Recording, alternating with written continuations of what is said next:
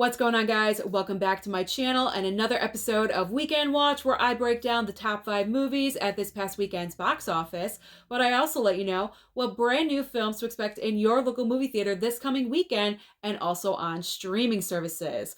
Now, the box office this past weekend, not really anything to write home about, considering that the number one film could not even bring in $10 million. So, an extremely lackluster weekend. I kind of anticipated this was going to happen, but there's two major disappointments that I want to address. The first one being Knock at the Cabin. So why is Knock at the Cabin a disappointment? Because last weekend, in its opening weekend, it debuted at number one. Well, it did debut at number one. It only brought in 14 million. However, it did knock out Avatar, so that is kind of impressive, I guess. However, in weekend number two, Knock at the Cabin fell from number one to number 6 in the top 10. That is over a 60% drop. That is really bad. Now, what is the reasoning for this? You know, I always have my thoughts and my theories. My thoughts about this, I think the word of mouth with the bad reviews or the negativity surrounding this movie got around to people. Everyone went to go and see Knock at the Cabin in its opening weekend, people that really wanted to see it. And they weren't really impressed, especially with the ending. The ending does leave something to be desired. I will say that. I don't want to spoil it in case anyone hasn't seen it. So I'm just going to say the ending leaves something to be desired. And this word of mouth clearly got around because I think people heard that. They put it in the back of their mind and said, you know what? It's not worth it for me to go and spend money. I'll wait for it to go to streaming. So that is my theory about Knock at the Cabin. Comment down below and let me know your thoughts about why you think Knock at the Cabin fell from number 1 to number 6. So now let's get into the top 5 breakdown, where I'm going to go into failure number 2 or disappointment number 2, which is Magic Mike. Now, Magic Mike's Last Dance did debut at number 1. However, it only brought in $8.2 million. That is completely disappointing all the way around. It is kind of surprising considering that Valentine's Day is a couple of days away. So this was kind of like the Valentine's Day box office weekend, but it did not perform the way that I'm sure the company wanted it to, or the studio wanted it to. Now, let's keep in mind that this movie, Magic Mike 3, I'm just going to call it Magic Mike 3.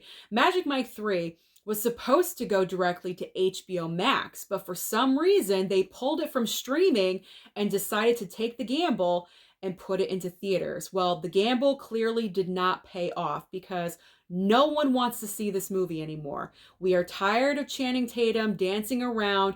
We get it. We're over it. I think Magic Mike, in my opinion, should have been a one and done kind of movie. The first film was kind of like lightning in a bottle. You had Matthew McConaughey. You had the whole hook of the male dancing. You should have stopped there because the sequel was abysmal, and I haven't seen the third film. Honestly, I have no desire. So in my opinion, they should have just kept Magic Mike 3 straight on streaming, where it probably would do maybe a little bit better. I don't know. Comment down below and let me know your thoughts about that. So continuing on in the top 5, spots 2 and 3. So Avatar: The Way of Water went back up one spot to number 2, bringing in 6.9 million, but not far behind is James Cameron's other masterpiece, Titanic. Titanic was re-released in theaters this past weekend for its 25th anniversary, and it brought in 6.4 million. So impressive. I will say I am impressed with that. In spots 4 and 5, talking about impressed, 80 for Brady. 80 for Brady is still in the top 5, capturing 4th place with $6 million even, and rounding out the top 5 is Puss in Boots: The Last Wish, still hanging in there, still pulling in a little bit of money with 5.5 million. So what is new at the box office this coming weekend? This is the reason why I think the box office numbers were not that huge this past weekend. Ant-Man and the Wasp: Quantumania is coming out this Friday. This is the main new movie. There are 2 other options for you, which I will talk about in just a second. But Ant-Man 3, I'm just going to call it Ant-Man 3. Make it easy on myself. Ant-Man 3, this is the start of Phase 5 for the MCU. It looks extremely promising. It looks like Ant-Man on a larger scale, which I am all for. I'm thinking everyone is saving their money for Ant-Man 3, so that's why they didn't want to waste their money to go and see Magic Mike 3. You know what I mean? Ant-Man 3 or Magic Mike. Which would you want to go and see? I vote for Ant-Man. But if you're not into the MCU, you're tired of comic book movies, there's 2 other options for you. So this one's interesting. We have Winnie the Pooh, Blood and Honey, and also Marlowe with Liam Neeson. Marlowe is kind of like a film noir detective kind of movie. I am proud of the fact that Liam Neeson is trying to do a different kind of film. However, I don't picture this film actually making a lot of money at the box office considering what movie it's opening up against. And then Winnie the Pooh, Blood and Honey, I got to admit, I'm intrigued by this. I kind of want to go and see it. I think it's only coming out for one night only. I could be wrong about that. So if you do see it available in your local theater, you may want to jump on it because you may only be able to see it one time.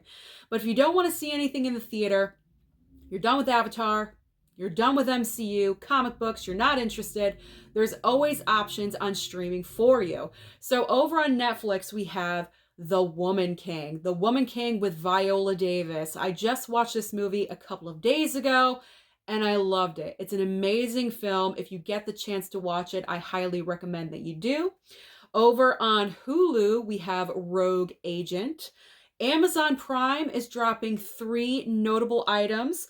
We have Halloween Ends on Valentine's Day. What better way to spend Valentine's Day than not watching Halloween Ends? Okay, and they're also going to have Carnival Row Season 2 and 3,000 Years of Longing.